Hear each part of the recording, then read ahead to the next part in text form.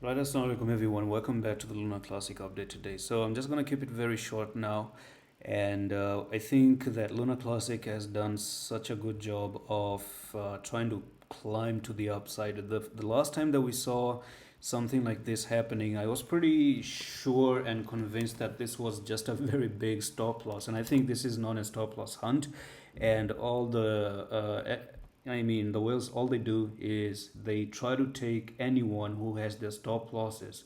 And that's the reason why I actually skipped the stop loss thing. And I'm actually in profit. I saw it coming down here, but I wasn't bothered because my time frame is actually on the weekly. I think I'm gonna keep it for the next 2-3 months and see what happens. Or if it doesn't really come and climb all the way up to maybe 59,000 again, and go back to the all-time high in the next 1 or 2 months, because if Bitcoin is going to back to the all-time high, why not Luna Classic? I mean, there's huge imbalances. I spoke before.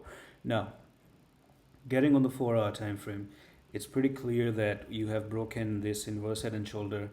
That's your neckline right there, and I think there could be chances where we see Luna Classic coming down to retest properly all the way to 13293. There could be this chance that it happens, so that you go down like this one time and then finally you push up to 19,000, which is your technical target. So that's all for this very quick update, and I'm going to see you with the next one. I love you.